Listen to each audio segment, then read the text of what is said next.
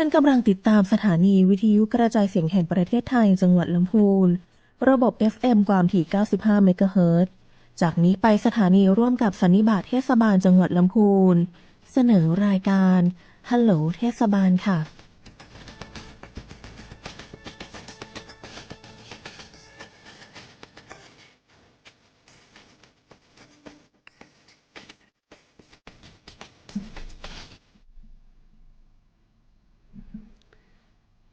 ครับสวัสดีครับสวัสดีครับพี่น้องประชาชนคนจังหวัดลำพูนหรือว่าท่านผู้ชมและผู้ฟังทุกท่านที่เคารพรักทุกท่านครับผมนายประยุณบุญธรรมนะครับรองนายกเทศมนตรีตำบลอุโมงค์นะครับในโอกาสนี้ก็ขออนุญาตท่านผู้ชมและผู้ฟังนะครับขออู้จากันในภาษาของท้องถิ่นเฮาเนาะภาษาพื้นเมืองเพราะว่าในช่วงนี้นะครับก็ถือว่าเป็นช่วงเทศกาลที่มีความสำคัญต่อวิถีชีวิตของพี่น้องคนเมืองเฮาคนละปูนคนละนาในโซนนี้นะครับก็ถือว่าหมู่เฮาทุกคนนั้นนะครับได้มีความสุขมีความปิติยินดีเป็นอย่างยิ่งที่มีกิจกรรมหรือว่ามีเทศกาลที่เฮาท่านทั้งหลายนะครับคนละปูนคนรุ่นเก่าคนรุ่นพ่อรุ่นแม่รุ่นปู่ย่าตายายได้อนุรักษ์รักษานะครับสืบทอดต่อกันมาจนถึงหมู่เฮานะครับถือว่าเป็นคนรุ่นที่จะต้องปฏิบัติหรือว่าอนุรักษ์รักษาไว้ให้กับรุ่นต่อไปได้นะครับครับวันนี้นะครับในนามเทศบาลตำบลอุโมงค์นะครับผมรองนายกได้รับมอบหมายจากท่านนายกขยันวิพมชัยนายกเทศมนตรีตำบลอุโมงค์เฮานะครับพอดีท่านมีภารกิจที่จะต้องประชุมเตรียมความพร้อมในงานปีใหม่เมืองนะครับอุโมงค์จุ้มใจปีใหม่เมืองของเทศบาลตำบลอุโมงค์นะครับก็ได้วางแผนได้เตรียมสถานที่นะครับได้เตรียมกิจกรรมนะครับร่วมกับทางเจ้าหน้าที่พนักงานนะครับหัวหน้ากองทุกกองที่มีส่วนร่วมในการที่จะได้จุ่มอกเย็นใจร่วมกันนะครับในช่วงเทศกาลปีใหม่เมืองเทศบาลตำบลอุโมงค์นะครับวันนี้ ก็ถือว่าเป็นวันเริ่มต้นนะครับเป็นวันเริ่มต้นวันที่10จัดกิจกรรมตั้งแต่เมื่อเจ้าเวลาตั้งแต่9 โมงเป็นต้นมานะครับทางท่านนายกขยันวิพมชัยพร้อมกับทางฝ่ายปกครองนะครับทางชมรมกำนันผู้ใหญ่บ้านทางปอำเภอจังหวัดนะครับปพที่มีความห่วงใยและรับผิดชอบร่วมกันกับทางท้องถิ่นนะครับเพื่อในช่วงเทศกาลที่จะถึงนี้นะครับวัน2 วันประกาศเป็นวันที่7 วันอันตรายเป็นวันที่ทุกภาคส่วนที่มีส่วนร่วมนะครับบูรณาการทำงานร่วมกันในการเฝ้าระวังเหตุนะครับที่มันจะเกิดขึ้นกับลูกหลานบ้านเฮาเกิดขึ้นกับแขกต่างบ้านต่างเมืองนะครับที่จะได้มีโอกาสมาแอลนะครับต่างบ้านเฮาเมืองเฮานะครับต่างภาคเหนือนะครับโดยที่บ้านเฮาเมืองเฮานั่นก็มีกิจกรรมที่ขึ้นชื่อเนาะขึ้นชื่อในการมวลงานสันเล่าจุ่มอกเย็นใจนะครับปีใหม่เมืองเชียงใหม่ลำพูนเชียงราย8 จังหวัดภาคเหนือนี่ก็ถือว่ามีกิจกรรมของแต่ละพื้นที่นะครับแต่ละท้องถิ่นแต่ละจังหวัดก็คล้ายคลึงกันแต่ก็แตกต่างกันไปโดยมีนะครับต้นทุนที่ถือว่าแต่ละท้องถิ่นนะครับได้อนุรักษ์ได้รักษาไว้นะครับเป็นประเพณีที่เฮามีความห่วงแหนเป็นอย่างยิ่งนะครับแต่เฮาก็บ่ลืมนะครับว่าทั้งนั้นทั้งนี้นะครับเฮามีกิจกรรมแล้วเฮาก็ต้องเฝ้าระวังนะครับดูแลในเรื่องของอุบัติเหตุอุบัติภัยนะครับที่มันมีโอกาสที่จะเกิดขึ้นได้ทุกเวลานะครับเพราะว่ายุคสมัยมันเปลี่ยนไปนะครับพี่น้องเฮาสมัยแต่ก่อนเนี่ยเปิ้นเตียวเปิ้นย่างยังเก่งก็ขี่รถมอเตอร์ไซค์รถถีบนะครับไปแอวบ้านใต้บ้านเหนือไปเยี่ยมไปเยือนนะครับซึ่งกันและกันในช่วงเทศกาลปีใหม่เมืองแต่ณปัจจุบันนี้นะครับการพัฒนาด้านเทคโนโลยีการพัฒนาด้านยวดยานพาหนะนะครับมันก็ตันใจ แต่ก็มีความเสี่ยงนะครับต่อชีวิตและทรัพย์สินของพี่น้องเฮาเป็นอย่างยิ่งนะครับเฮาก็มีบทเรียนเฮาก็ได้ถอดบทเรียนนะครับทุกครั้งที่เฮามีกิจกรรมที่มีความสำคัญต่อพี่น้องชาวบ้านนะครับมาหลายครั้งว่านะครับจุดอ่อนจุดแข็งจุดที่เฮาจะได้ปรับปรุงหรือว่ายกระดับนะครับให้มีความปลอดภัยต่อพี่น้องชาวบ้านนั่นก็คือนะครับความห่วงใยสำหรับผู้รักผู้ใหญ่ในบ้านเมืองเฮานะครับว่าจะให้เป็นท่านผู้ว่าก็ได้ให้นโยบายท่านนายอำเภอนะครับเขาได้ประชุมส่วนราชการเปิดก็ได้ให้ผู้ว่าได้เน้นได้ย้ำนะครับว่าทุกท้องถิ่นนะฮะเราอยู่ใกล้ชิดภาคประชาชนภาคชาวบ้านเราจะต้องรณรงค์จะต้องประกาศประชาสัมพันธ์แจ้งนะครับขอความร่วมมือนะครับเฝ้าระวังลูกหลานนะครับที่กินเหล้าเมายาพ่องเนาะนะครับมนงานสันเหล้าสังสรรค์กันปีน้องปะกันนะครับพร้อมหน้าพร้อมตากันก็ถือว่ามันเป็นเรื่องปกติเรื่องธรรมดานะครับแต่บางครั้งนะครับมันก็อาจจะเกินเลยไปพ่องเนาะนะครับเกินเลยไปหรือว่าด้านกฎหมายที่เพิ่นได้กำหนดได้บังคับไว้นะครับเขาก็ได้เตือนได้ย้ำบอกว่านะครับถ้าหากว่าดื่มก็ห้ามขับรถนะครับขี่รถบอกว่าจะเป็นจักรยานรถยนต์รถทุกอย่างนะฮะที่มันมีโอกาสที่จะเกิดขึ้นได้กับใครคนใดคนหนึ่งหรือว่ากับตัวเองนะครับเพราะว่าเฮาห่วงใยจุดนี้นะครับท่านผู้ว่าท่านนายอำเภอนะครับผู้รักผู้ใหญ่เปิ้นก็เน้นย้ำมาตลอดว่าทุกท้องถิ่นนะครับจะต้องมีส่วนผลักดันหรือว่าเฝ้าระวังเพื่อเป็นศูนย์นะครับในการที่จะเสียชีวิตของตังประชาชนหรือว่านักท่องเที่ยวนะครับก็มีการตั้งด่านตรวจมีการเฝ้าเวรระวังนะครับมีการวางแผนไว้เนาะนะครับก็อันนี้ก็เป็นส่วนหนึ่งนะครับของกิจกรรมที่ต่างท้องถิ่นต่างเทศบาลต่างอบตต่างอบจนะครับได้เป็นห่วงเป็นใยได้ให้ความสำคัญสำหรับพี่น้องเฮาเพราะว่าเฮาฮู้ว่าวัฒนธรรมประเพณีบ้านเฮาเนาะนะครับปีไหนมีครั้งหนึ่งนะฮะที่ลูกหลานอาจจะได้มีโอกาสไปทำงานต่างจังหวัดต่างอำเภอต่างบ้านต่างจองกรุงเทพห้องนะครับภาคใต้ภาคเหนือภาคกลางก็จะต้องปิกมานะครับอันนี้เป็นพาณีจะต้องปิกมาหาพ่อหาแม่ปิกมาหาปู่ย่าตายายนะครับปิกมาหาพื้นถิ่นนะครับที่ได้เกิดได้อยู่ได้กินมาก่อนนะครับเพราะว่ามันเป็นประเพณีว่าโอกาสเนี้ยมันเป็นมีความสำคัญต่อวิถีชีวิตของคนเมืองล้านนาเฮานะครับเป็นกิจกรรมเป็นโอกาสเป็นเวลาที่เฮาจะได้แสดงออกถึงความฮักความห่วงใยความปรารถนาดีต่อกันและกันนะครับเพราะว่ากิจกรรมของบ้านเฮาเมืองเหนือเนี่ยนะครับการสะเก้าดำหัวนะครับการขอปอนผู้ใหญ่การที่เฮาจะมาพบปะปีปะน้องปะลูกปะหลานพร้อมหน้าพร้อมตากันนะปีไหนมันก็จะมีครั้งหนึ่งนะครับเพราะฉะนั้นโอกาสที่เฮามาปะกันครั้งหนึ่งเนี่ยมันก็มีโอกาสที่จะได้ร่วมกินข้าวกินน้ำสังสรรค์อู้จานะครับพบปะกันไปถือว่าเป็นความสุขที่ยิ่งใหญ่นะครับของคนเมืองคนล้านนาเฮานะครับในนามของเทศบาลนะครับตำบลอุโมงค์ก็มีกิจกรรมนะครับที่ได้ส่งเสริมสนับสนุนอนุรักษ์นะครับในเรื่องของผู้สูงอายุเนาะผู้สูงอายุนี่ก็ถือว่าตำบลอุโมงค์เฮานะครับมีความสามารถบ่ด้อยกว่าที่อื่นนะครับมีความสามารถที่จะซึมซับนะครับหรือว่าเข้าไปทำหน้าที่นะครับในด้านเป็นการท้องถิ่นเฮาคือการบริการนะครับการดูบริการการดูแลแบบใกล้ชิดสำหรับผู้สูงอายุเฮากึดนะครับท่านนายกขยันเปิ้นก็กึดนะครับว่าเฮาจะเฮียจะใดจะให้ผู้สูงอายุมีสุขภาพสมบูรณ์แข็งแรงนะครับปราศจากโรคปราศจากโรคาพยาธิทุนะครับที่มันอาจจะเกิดขึ้นในด้านของเรื่องธรรมชาตินะฮะแต่ส่วนหนึ่งท่านนายกก็ได้คิดว่า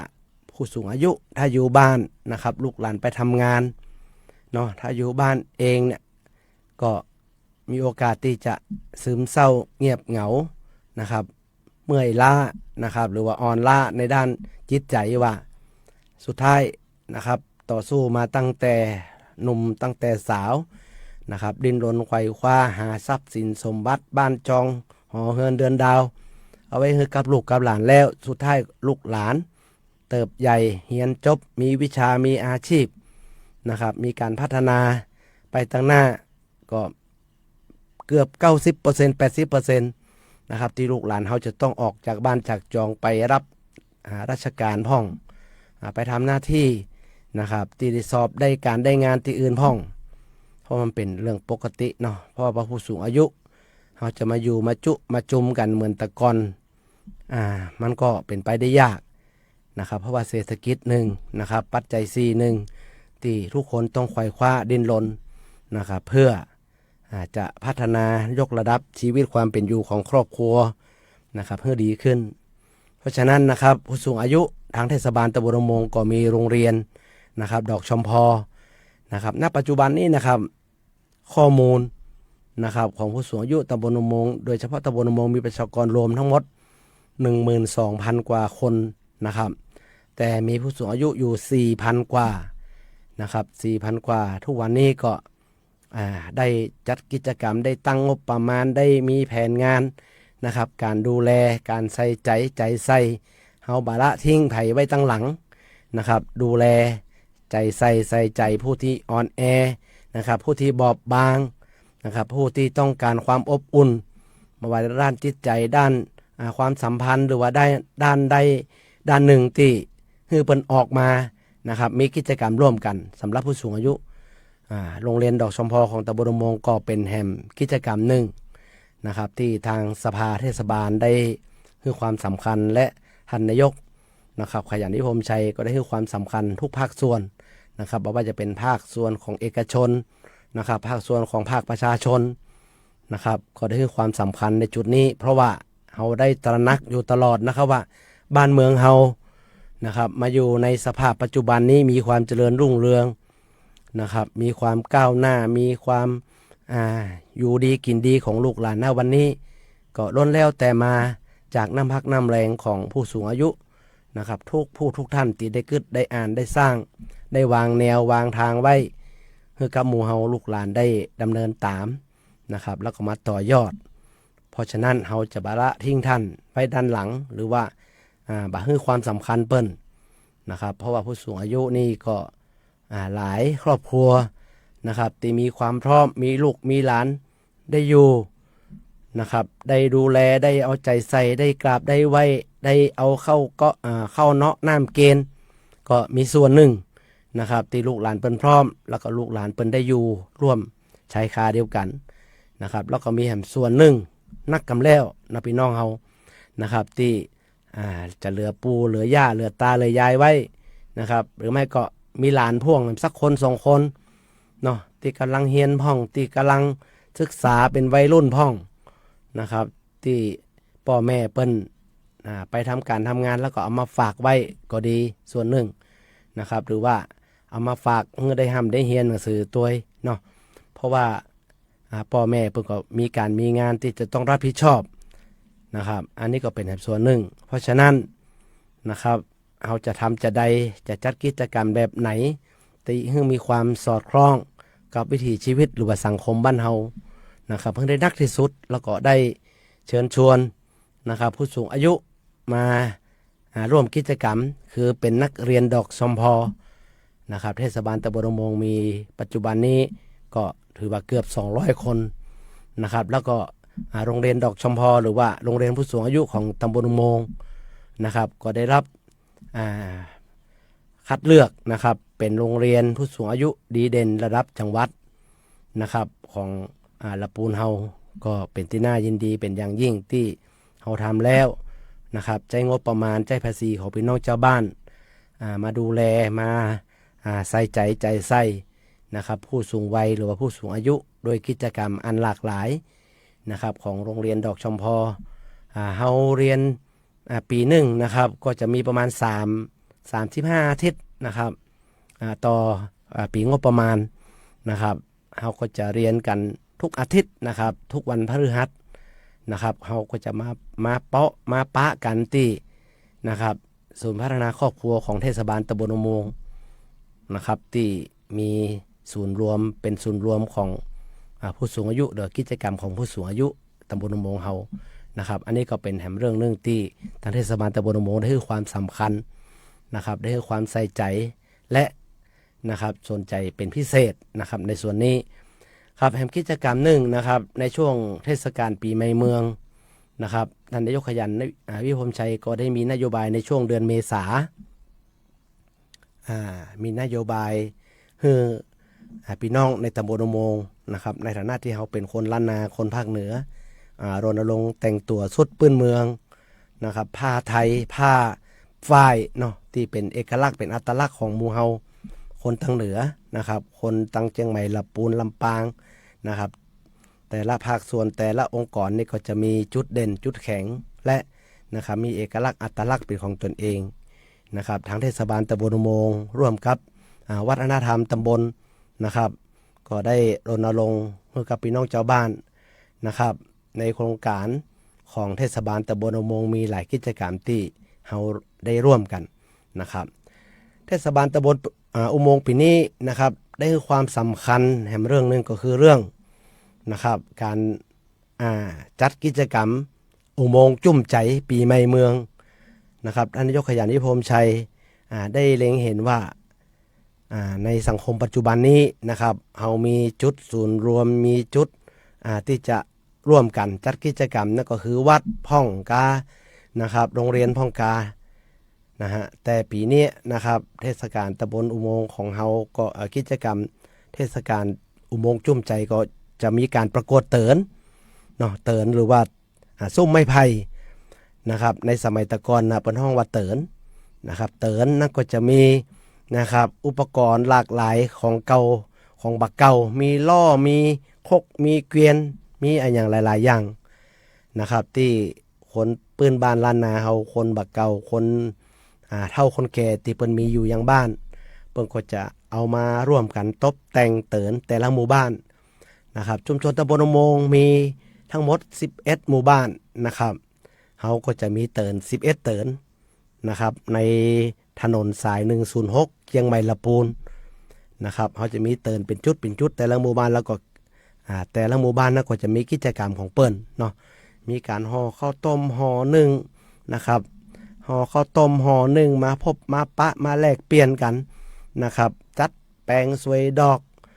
แล้วก็ตั้งเทศบาลตำบลอุโมงค์ก็จะได้จัดกิจกรรมให้เจ้าหน้าที่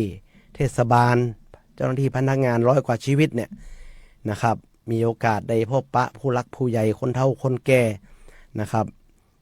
ที่เตินจะมาจุกันตรงนั้นเตินไทยเตินมันเตินบ้านไทยบ้านมันหมู่ไห่หมู่มันเขาก็จะมีท่านนายกขยันวิพมชัยพร้อมกับทีมงานฝ่ายบริหารสมาชิกสภาเทศบาลเจ้าหน้าที่พนักงานนะครับจะนำเอาน้ำขมิ้นส้มปล่อยนำเอาเครื่องหอมเนาะนะครับเครื่องหอมพ่องเป็นผลไม้รากไม้เป็นของซักเก้าดำหัวนะครับผ้าเช็ดหนูผ้าเช็ดตัวผ้าขนหนูอะไรยังก็มีความหลากหลายแบบบักเก่านะครับแบบเก่าแบบเดิมใส่ตะกร้าใส่ซ่านะฮะเขาก็จะไปยกยอขอสินขอพรเปิ้นขอพรปีใหม่นะครับเพื่อคนเฒ่าคนแก่ที่มีอายุ90 70 60แต่ละหมู่บ้านพวกก็จะจัดมาเนาะ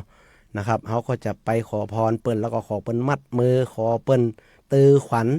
นะครับให้อำนวยอวยชัยให้เฮานะครับเริ่มต้นปีใหม่คือปีใหม่เมืองเฮานะครับให้เฮามีความอยู่เย็นเป็นสุขมีความเจริญรุ่งเรืองมีความก้าวหน้านะครับมีสติปัญญานะฮะที่จะเป็นคนดีของสังคมเป็นคนดีของครอบครัวของตำบลของอำเภอเฮาอันนี้ก็เป็นกิจกรรมที่ทางเทศบาลตำบลอุโมงค์เฮาได้ให้ความสำคัญนะครับได้ตระหนักอยู่ตลอดเวลาว่าหลายๆเรื่องนะครับที่เป็นของดีนะครับของเก่าของเดิมบ้านเฮาที่มีมาแต่ก่อนถ้าเฮาบัดช่วยกันอนุรักษ์ถ้าเฮาบัดช่วยกันฟื้นฟูนะครับรักษาไว้ก็จะสูญหายไปกับการเวลาเพราะฉะนั้นนะครับในนามของคนปื้นบ้านล้านนาคนเหนือนะครับคนท้องถิ่นคนตำบลอุโมงค์ก็มีความห่วงใยตรงนี้เป็นอย่างยิ่งเพราะว่าคนเฮานั้นนะครับถ้าหากว่ามีความกตัญญูกตเวทิตาต่อผู้รักผู้ใหญ่ต่อพ่ออุ้ยแม่อุ้ย ต่อพ่อต่อแม่ต่อครูบาอาจารย์แล้วนะครับความเชื่อของคนบ้านเฮาคนเหนือน่ะบอกว่าถ้าบุคคลใดขาดในส่วนนี้ถือว่ายังบ่ใจเป็นคนดีแต่นะครับเพราะว่าคนดีนะครับจะต้องมีพื้นฐานนะครับจะไม่ต้องมีเครื่องหมายนั่นก็คือความกตัญญูกตเวทิตาของตัวเองอยู่ในใจอยู่ในตัวนะครับไปมาลาไว้นะครับเฮาถือว่าเป็นเสน่ห์ของคนละปูนเจียงใหม่เป็นคนดังเหนือเฮานะครับเพราะฉะนั้นเฮาก็จะมีโอกาสจะได้มาปะกันปีกันน้องกันนะครับต่างบ้านต่างจองที่ได้มีโอกาสมาแอวตั้งเหนือมาตั้งใต้มาขึ้นมาแอวบ้านเฮาพ่องกรุงเทพกานะครับเจ้าหมู่เจ้าฝูงหรือว่าพี่น้องนะครับที่อยู่ตั้งอื่นตั้งไก่ก็จะมาแอวมาเยี่ยมมาเยือนกันนะครับอันนี้ก็คือประเพณีปีใหม่เมืองนะครับของตำบลอุโมงค์นะครับหรือว่ากิจกรรมของอุโมงค์ม่วนใจนะครับอุโมงค์ม่วนใจเนี่ยจะมีกิจกรรมตั้งแต่วันที่12นะครับเป็นต้นไปนะครับที่ทางเทศบาลตำบลอุโมงค์เฮาได้ให้ความสำคัญในเรื่องของประเพณีวัฒนธรรมนะครับอุโมงค์เทศบาลตำบลอุโมงค์เฮานะครับให้ความสำคัญกับองค์กรภาคีเครือข่ายนะครับเพราะว่าบ้านเฮานั้นนะครับมีหลักอยู่3หลักที่เฮาได้ให้ความเคารพนับถือนะครับแล้วก็ให้ความเชื่อมั่นตอนที่เฮายังตะเป็ดละอ่อนอยู่เฮาก็ได้รับการปลูกฝังมาโดยตลอดนะครับว่าเฮาเป็นคนไทยบ่ว่าจะอยู่ภาคไหนเป็นคนเหนือคนเมืองคนลาวเป็นคนตั้งอีสานเนาะเป็นคนตั้งภาคใต้ภาคกลางนะครับเฮาก็คือคนไทยเหมือนกันนะครับเป็นคนไทยเฮามีหลักอยู่3หลักก็คือชาติศาสนาพระมหากษัตริย์ที่หมู่เฮาได้เชิดชูนะครับได้เคารพบูชานับถือนะครับเพราะฉะนั้นองค์กรที่เฮาลืมมาได้เลยนะครับที่เป็นศูนย์รวมจิตใจของพี่น้องชาวบ้านนั่นก็คือวัดนะครับวัดตำบลอุโมงค์มีอยู่10วัดนะครับ10วัดเฮาก็จะเริ่มตั้งแต่วันที่12นะครับแต่ละวัดก็จะได้นำนะครับพระพุทธรูปที่มีความสำคัญนะครับที่เป็นศูนย์รวมจิตใจของแต่ละหมู่บ้านนะครับขึ้นประดิษฐานไว้บนรถตกแต่งประดิษฐ์ประดาด้วยดอกไม้นะครับมีความสวยสดงดงามนะครับแล้วก็จะได้นำมาเป็นขบวนนะครับนำมาตั้งเป็นขบวนทั้งหมดก็มีอยู่11นะครับ11กัน11ขบวนนะครับเพื่อเปิดโอกาสให้กับพี่น้องนะครับพุทธศาสนิกชนนะครับอุบาสกอุบาสิกาของตำบลอุโมงค์คนเฒ่าคนแก่นะครับลูกหลานที่ได้มีโอกาสจะได้ส่งน้ำพระนะครับพระพุทธรูปที่มีความสำคัญและก็แต่ละวัดเปิ้นได้อนุรักษ์รักษาไว้นะครับเอามาให้ลูกให้หลานได้สักการะบูชาได้ส่งน้ำนะครับจุ่มอกเย็นใจสบายใจนะครับรับพรจากพระพุทธรูปศักดิ์สิทธิ์ที่เฮาได้เคารพนับถือและกราบไหว้บูชาอันนี้ก็เป็นแห่งกิจกรรมหนึ่งเริ่มตั้งแต่วันที่12ไปนะครับเริ่มวันที่12เมษาเป็นวันส่งน้ำพระนะครับตลอดตั้งแต่เขตติดต่อของตำบลเมืองง่านะครับคือบ้านต้นพึ่งนะครับไปจนถึงสารพีนะครับแดนเมืองนะครับแดนเมืองสารพีก็ที่แดนเมืองเขาก็จะมีพิธีกรรมนะครับพิธีการทางศาสนานะครับก็คือเป็นการส่งน้ำนะครับลักแดนเมืองหรือว่าสักการะนะครับสักการะศาลเจ้าพ่อลักเมืองเชียงใหม่ละปูน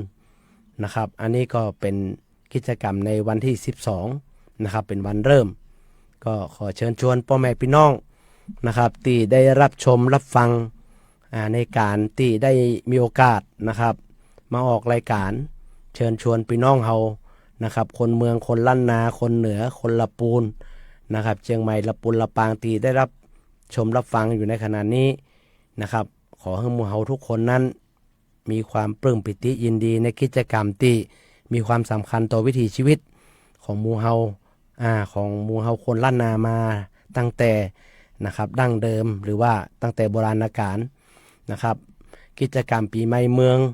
นะครับของล้านนาถือว่าหมู่เฮาคนเหนือทุกคน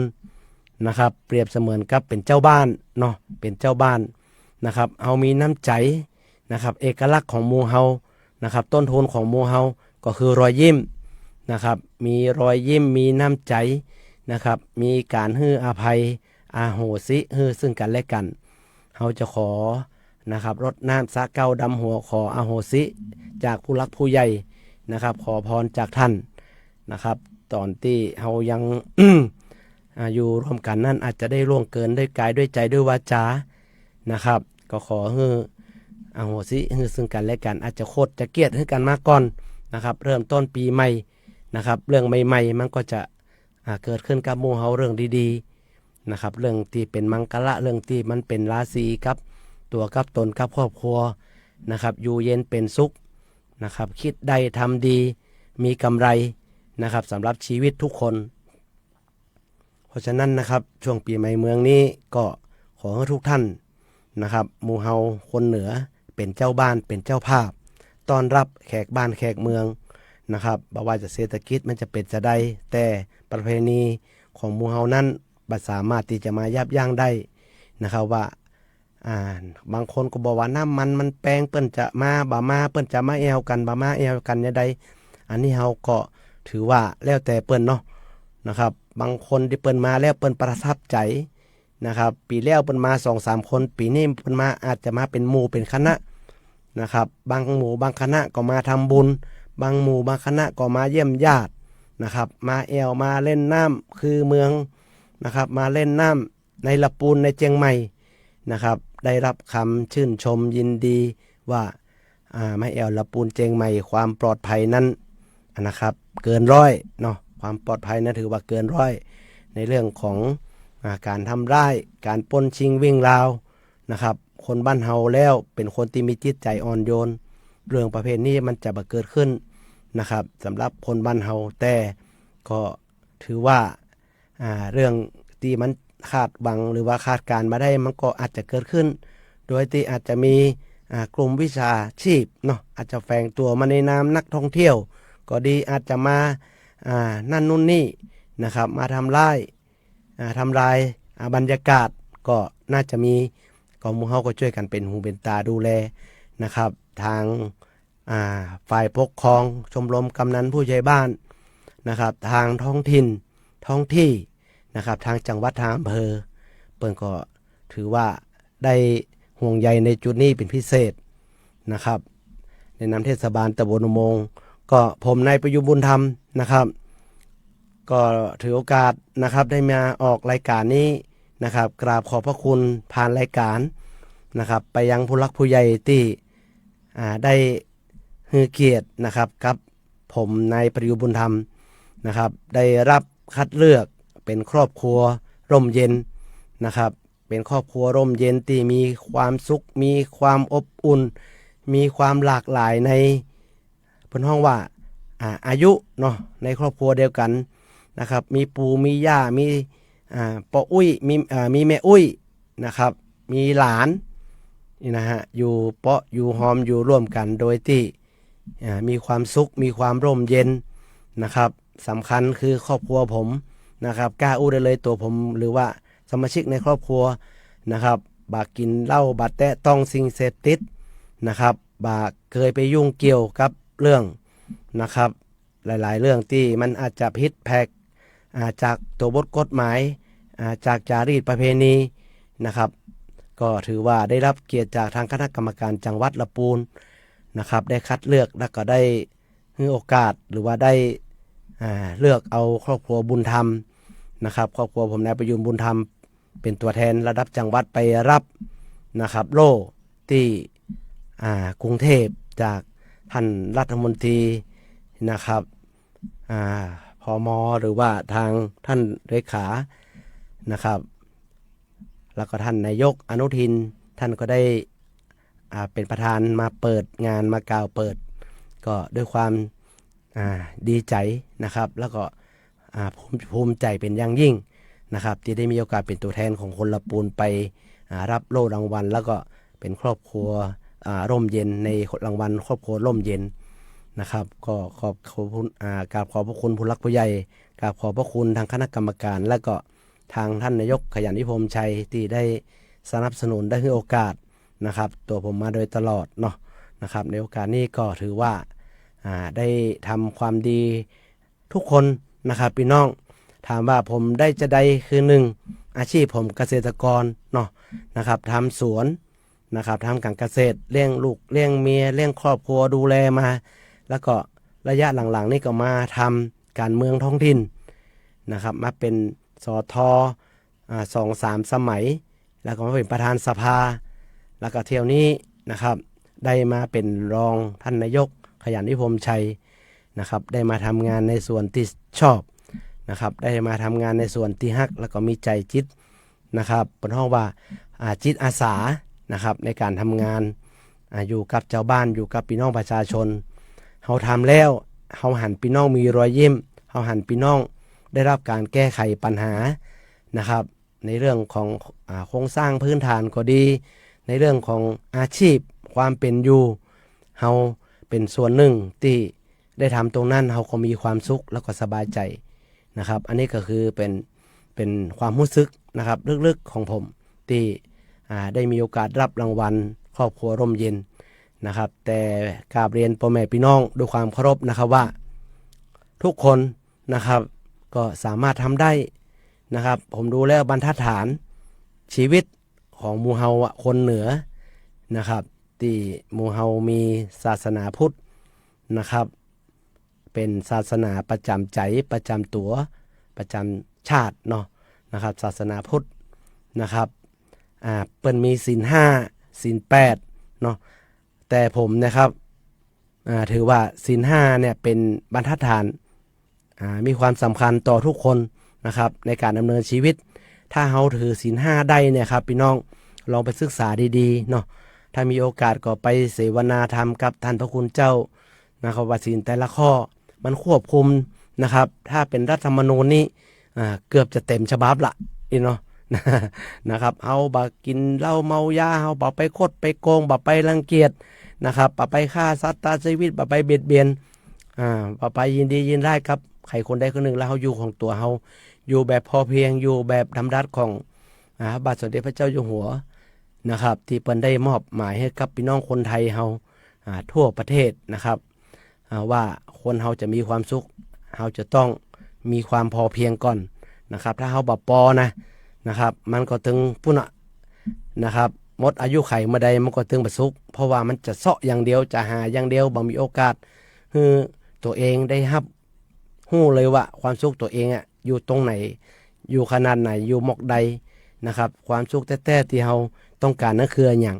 อันนี้ก็คือเป็นหลักการแบบง่ายๆนะครับผมเชื่อว่าทุกคนทำได้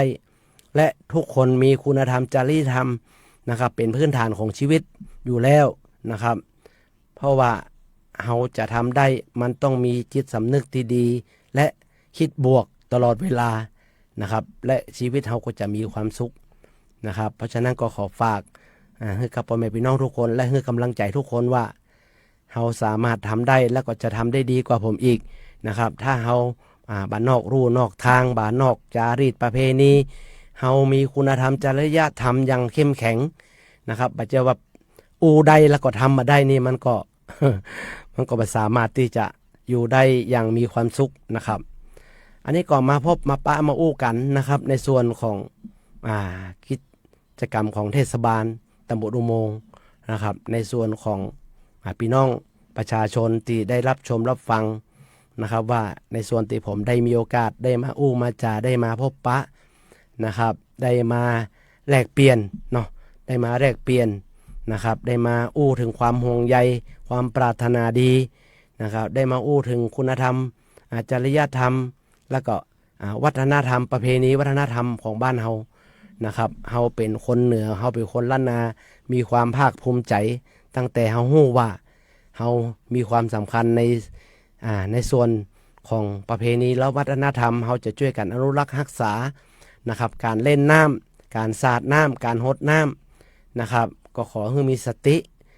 เนาะขอให้หมู่เฮามีสติลูกหลานทุกคนนะครับมีสติว่าเฮาจะหดให้เปิ้นได้ประมาณขนาดไหนจะได้นะครับบ่ได้เอาสะใจว่าบ่ได้เอาความมันว่าบ่ได้เอาม่วนอย่างเดียวนะครับต้องดูตัวว่า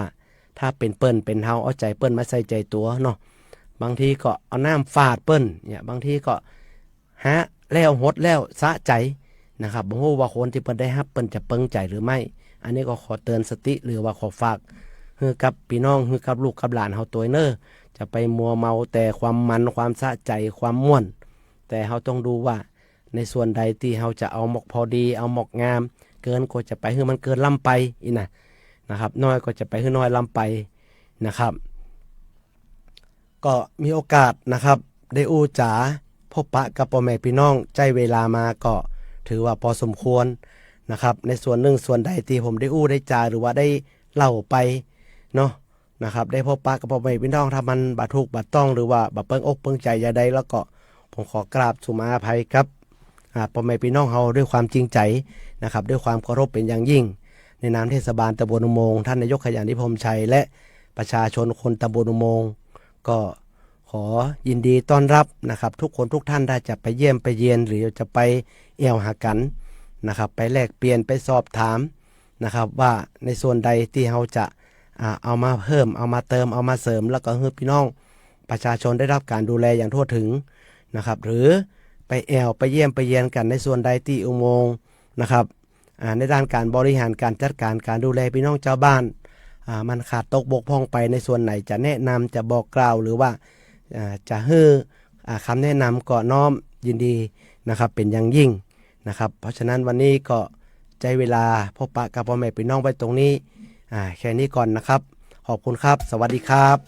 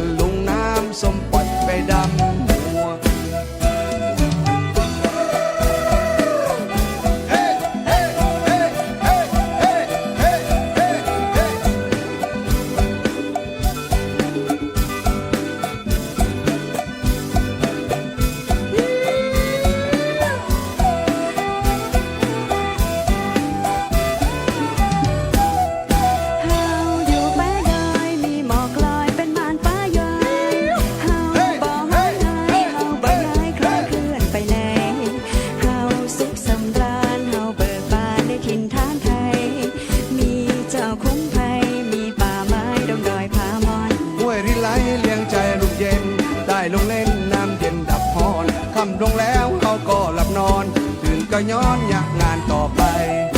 เฮาอยู่ป่าดอยมีหีดถอยเป็นหีดของไตมีป่อล้วนไทยเป็นป่อไทยยิ่งใหญ่เทียมฟ้าเฮาต่างยกเยิงเฮารำเปิงได้เปิงแต่จ้า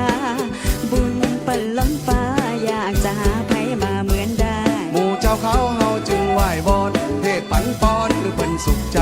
คือเปิ้นเป็นห่มโพห่มใสแผ่บุญไว้ร้อยพันหมื่นปี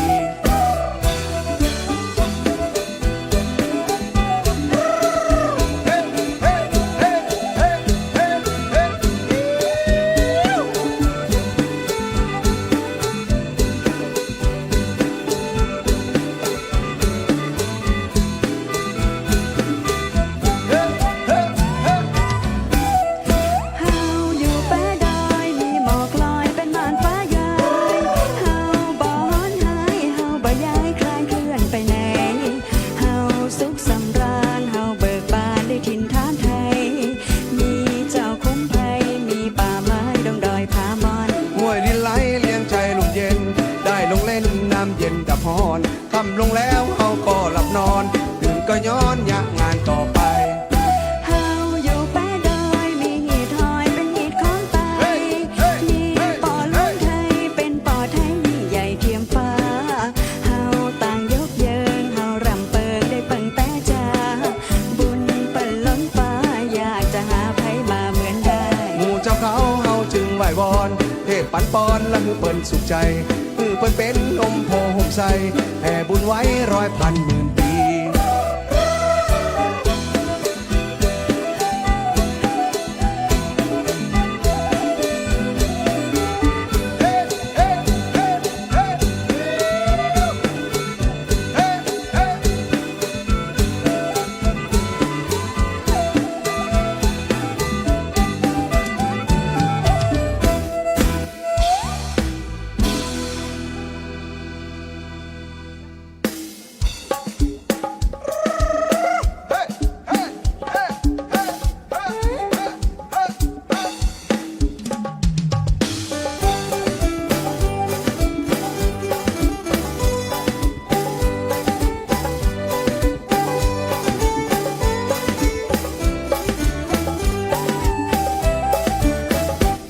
ปีเก่าก็ล่วงไปแล้วปีใหม่แก้วก็มาฮอดมาเติมประเพณีปีใหม่เมืองเฮาทั้งหนุ่มเฒ่าเฮาล้วนลำเปิงตาก็แห่ละฟ้อนรำตามเจิงสำราญรื่นเริงห่วมกันเล่นน้ำ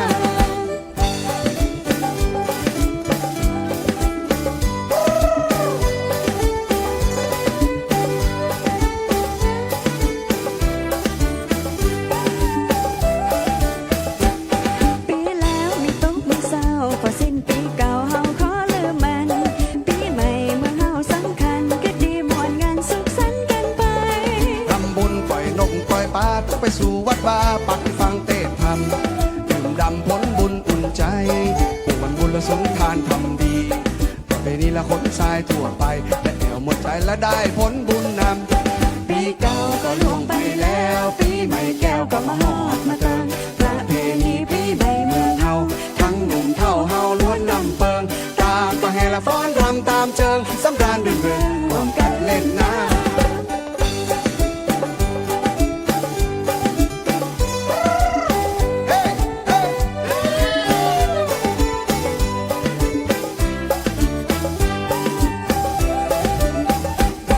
ดำหัวคนเฒ่าคนแก่คุณพ่อคุณแม่เคยเลี้ยงเฮามาครูตีอบรมวิชาขอไปสู่มาไหว้สร้างความดี ฟังกำติดเปิ้นปันปอนเฮาอยู่ท้าวรยืนยาวร่มเย็นเป็นสมบุญมั่งมีแอวกันไป ละหดน้ำกันไป